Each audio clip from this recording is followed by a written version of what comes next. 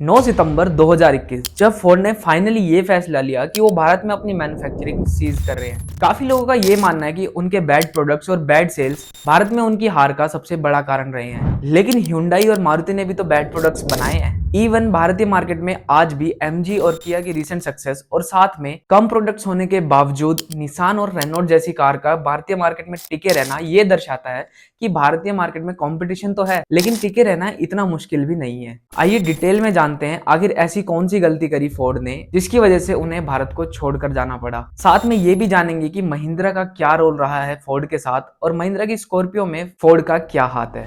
Ford Motor Company is ending all manufacturing operations in India.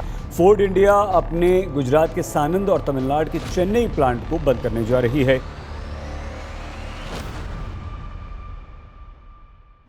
Ford ने भारत में अपनी journey 1995 में महिंद्रा के साथ एक 50-50 पार्टनरशिप जॉइंट वेंचर के थ्रू करी थी। उस वक्त फोर्ड दुनिया की सेकंड लार्जेस्ट ऑटोमोटिव कंपनी थी। लेट 1996 में लॉन्च की गई मॉडिफाइड यूरोपियन एस्कॉर्ट भारत में जॉइंट वेंचर की पहली पेशकश थी। ये भारत में CKD यानी कि कंप्लीट नॉकडाउन किट के फॉर्म में आती थी, जिसे महिंद्रा के नासिक वाले प्लांट में असेंबल किया जाता था। जॉइंट वेंचर और CKD एक लो रिस्क ऑप्शन था फोर्ड के लिए भारत में एंट्री करने के लिए। साल 1998 आया और मार्च 1998 तक फोर्ड ने अपनी ओनरशिप बढ़ाकर 72% तक कर ली और इवन अपनी कंपनी का नाम महिंद्रा फोर्ड इंडिया लिमिटेड से बदलकर फोर्ड इंडिया प्राइवेट लिमिटेड रख लिया और अपनी होल्डिंग्स को और इंक्रीज करते गए। As a next strategical step Ford ने एक नया मैन्युफैक्चरिंग प्लांट लगाने का डिसीजन किया, जो कि मद्रास, जिसे आज चेन्नई के नाम से जाना जाता है, उससे 35 किलोमीटर दूर चेंगलपेट डिस्ट्रिक्ट के मराई मलाई नगर में सेटअप किया गया। इस प्लांट की annual production capacity 1 lakh units थी, जिसे फ्यूचर में 2.5 लाख तक एक्सपेंड किया जा सकता था। इस प्लांट से निकली सबसे पहली कार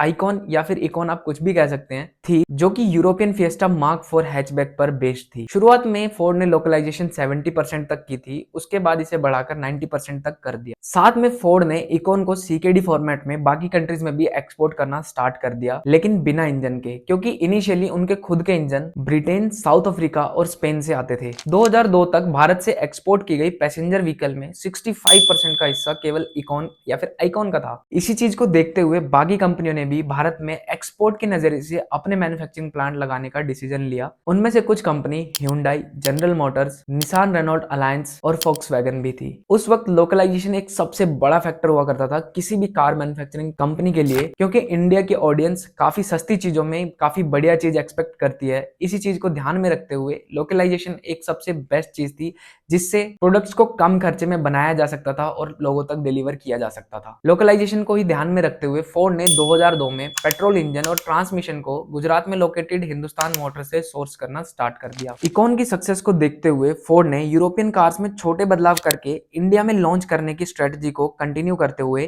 फिएस्टा जेन 1 को लॉन्च किया। हालांकि गियर बॉक्स और डीजल इंजन को इंपोर्ट किया जाता था, लेकिन फिएस्टा जेन 1 के लिए पेट्रोल इंजन हिंदुस्तान मोटर्स ही असेंबल करते थे। मीनवाइल फोर्ड ने 2001 में मेड इन बेल्जियम मोंडियो भी लॉन्च की, जो कि प्राइस हाई होने की वजह से काफी बुरी तरह पिट गई। 2004 ने फोर्ड इंडिया की तरफ से 2 नए लॉन्च विटनेस किए, जिसमें पहला था global Everest called as Endeavour in India, a true blue SUV, और दूसरी थी फोर्ड फ्यूजन, जो कि एक क्रॉसओवर थी। दोनों को CKD फॉर्मेट में ही भारत में लाया गया था, जिसमें से एंडेवर तो काफी सुपर हिट रही थी, लेकिन वही प्राइस ज्यादा हाई होने की वजह से फ्यूजन काफी फ्लॉप रही। 2005 में महिंद्रा ने अपने बचे हुए स्टेक को कंप्लीटली बेच दिया और पार्टनरशिप को ब्रेक कर दिया। काफी मीडिया रिपोर्ट्स के अनुसार Mahindra learn the best global practices of manufacturing, जिसे बाद में उन्होंने स्कॉर्पियो को डिजाइन करने में यूज किया। इनफैक्ट 2002 में जो स्कॉर्पियो लॉन्च हुई थी, उसमें कुछ पार्ट्स ऐसे थे जिसे फोर्ड एस्कॉर्ट्स के पार्ट्स बिन में से लिया गया था। आपको लग रहा होगा कि महिंद्रा तो बड़ी तेज निकली, फोर्ड से काफी चीजें सीख भी ली और चुपचाप अपना पार्टनरशिप भी तोड़ दी, लेकिन ऐसा नहीं है। फोर्ड ने महिंद्रा से ये सीखा कि इंडियन ऑडियंस कैसी है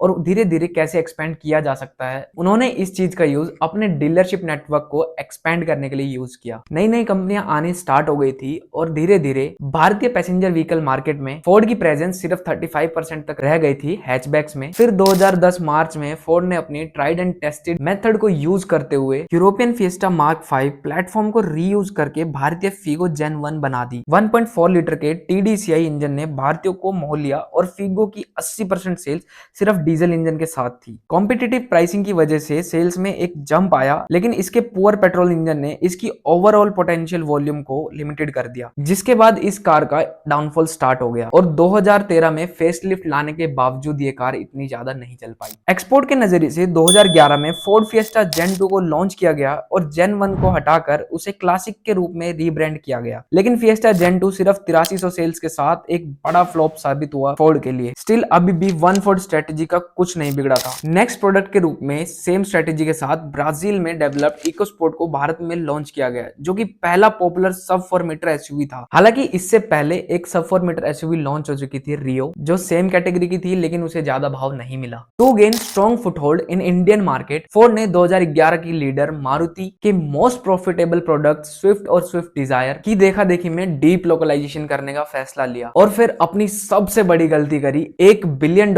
इन्वेस्ट करके सनत गुजरात में 2,40,000 कैपेसिटी वाला एक न्यू प्लांट बनाया। यहीं पर फोर्ड का एक सबसे बड़ा डाउनफॉल स्टार्ट हुआ, क्योंकि इस प्लांट में ऐसी चीजों पर पैसा वेस्ट किया गया था जो बिल्कुल नेसेसरी नहीं थी इंडियन वेदर कंडीशंस के हिसाब से। और ऊपर से 2016 के एंड तक एस्पायर और फिगो जेन 2 की घटिया सेल्स को देखते हुए फोर्ड को रियलाइज हुआ कि उन्होंने $1 बिलियन सिर्फ कॉम्पैक्ट प्रोडक्ट पर इन्वेस्ट कर दिया। अब फोर्ड के लिए ये नया प्लांट एक बैड एसेट बन चुका था और अकेले बैड एसेट पर और पैसा लगाकर इसे अच्छा करना तो एक बेवकूफी का काम होता। इसीलिए ये ढूंढ रहे थे एक ऐसे साथी का जो इनका भार एक अपने कंधे पे भी ले सके। तो इन्हें घूमते फिरते इनका पुराना दोस्त महिंद्रा मिलता है, जो कि खुद स्ट्रगल कर रहा था KUV 100, TUV 100, मराजो और ऑल्ट्रस जैसे प्रोडक्ट्स की वजह से। फिर दोबारा एक महिंद्रा और फोर्ड की पार्टनरशिप हुई, जिसमें 51% का मालिक महिंद्रा बन गया। और उस टाइम ये भी सपोज किया जा रहा था कि महिंद्रा के प्लेटफॉर्म पर फोर्ड की 3 नई एसयूवी आने वाली है, जो कि ऐसा कभी हुआ नहीं। 2021 में महिंद्रा के लीडरशिप में बदलाव आया, जो वहां के CFO थे वो CEO बने और उनका जो विजन था वो काफी क्लियर था, सस्टेनेबल लॉन्ग टर्म प्रॉफिटेबिलिटी। और न्यू मैनेजमेंट को पता था कि बैड एसेट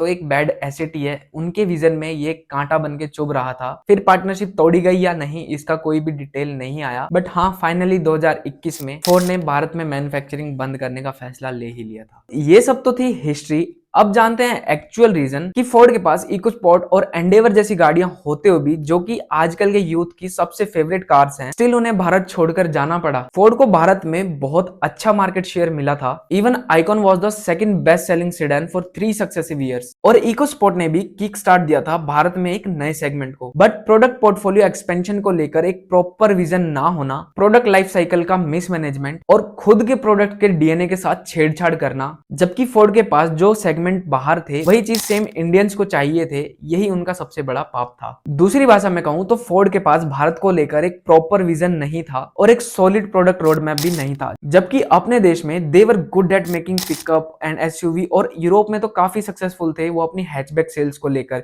और जो भी मार्केट में डिमांड होती थी वो सारी डिमांड पूरी करते थे। इनफैक्ट उनके अमेरिकन पोर्टफोलियो में purpose built SUV crossover platforms हैं और इंडियन टेस्ट भी सिमिलर है यूएसए से, बस पिकअप को छोड़कर।